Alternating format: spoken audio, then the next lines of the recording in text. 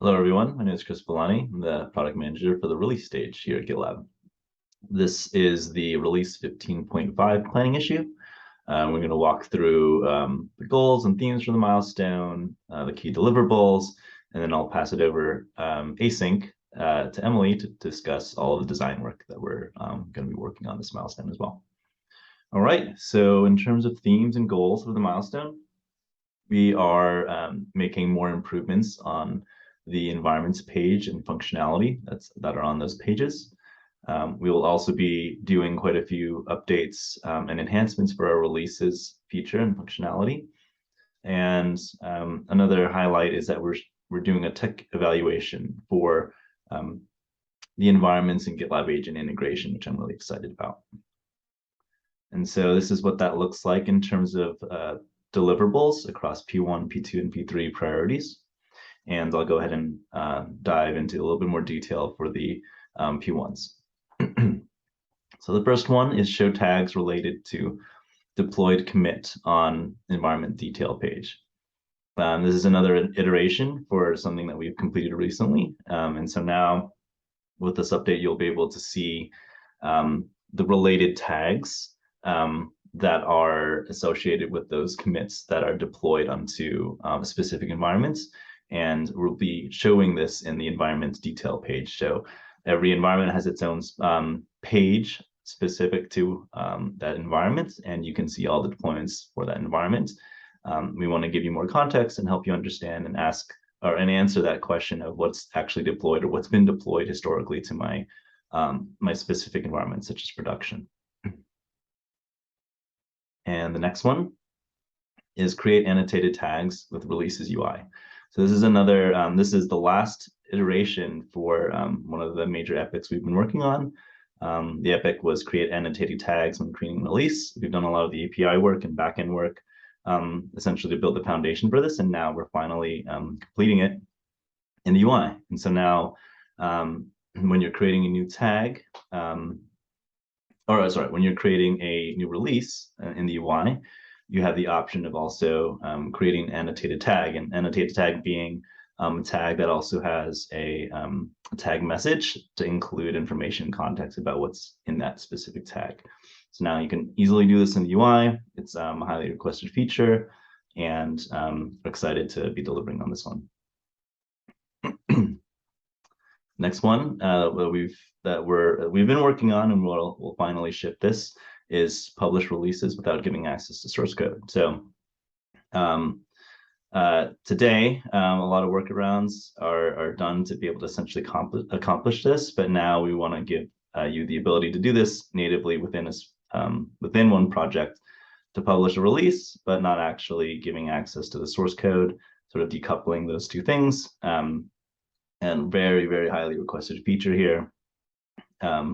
And this will allow you to make sure you have that sort of separation of access, which makes sense because we have a lot of our customers deploying and publishing releases, but not necessarily wanting to give access to that code.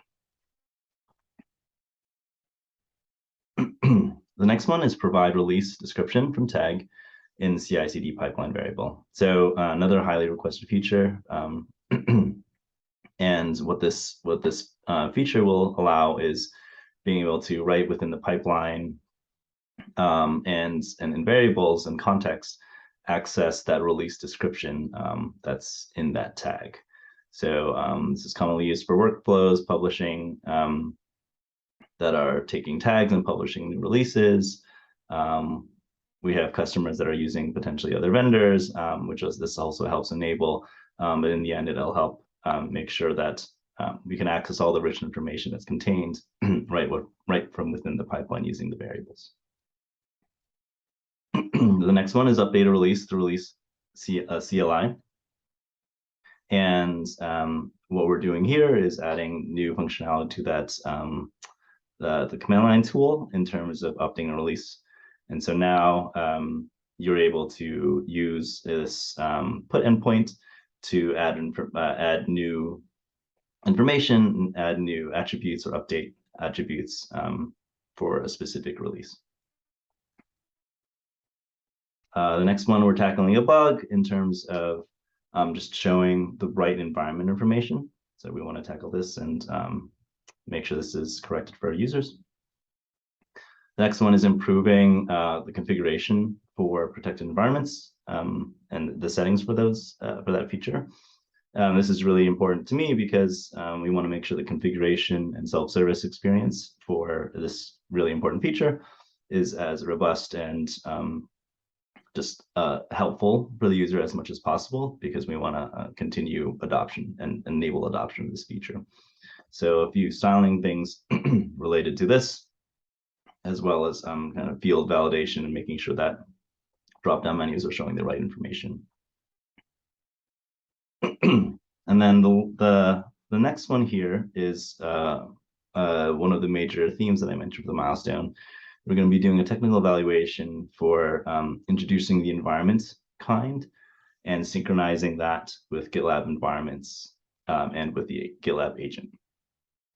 So using this sort of concept of an environment kind as essentially the link between GitLab agent, which is our way of managing the Kubernetes clustered environments, and then connecting that to the GitLab environments, the environments page, and all the different environments that you have, and making sure they're kind of integrated and connected and aware, so that we can build on top of that integration and show and surface really useful and pertinent information on the environments page. So this is the start of that, and figuring out what are the kind of technical pieces to enable that integration. This sort of custom resource definition, or CRD, figuring out how that might work, and connecting environments to the cluster. And the last one that we'll talk about today is update GraphQL API to support environment detail page. And so we've been, over time, upgrading and migrating our APIs to use GraphQL as a sort of standard for our front end in terms of retrieving data. And so this one specifically is updating that for the environment detail page, which we are also working on. Okay, great. So those are the P1 deliverables. We have a good list of P2s and P3s as well. And with that, I'll pass it over to Emily to discuss the design work for the milestone. Hi everyone, my name's Emily and I'm the product designer on release, and I'm going to go over the 15.5 milestone plan for UX.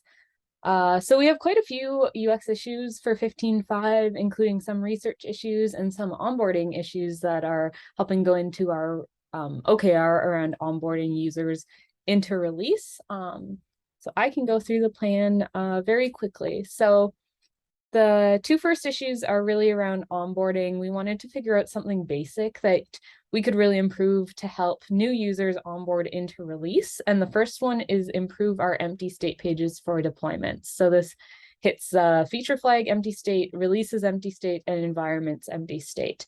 There's a few reasons why we want to do this. First of all, we do have a template for empty states now, which none of these pages are following. So just updating these empty states to be the one in pajamas is kind of the first thing. The second is the CTAs are up in the right corner. We could add a bit more contextual information to help new users understand, and just have the CTAs in a more expected place for our empty states, which is right underneath that text. So excited for this one and getting started with onboarding projects for release.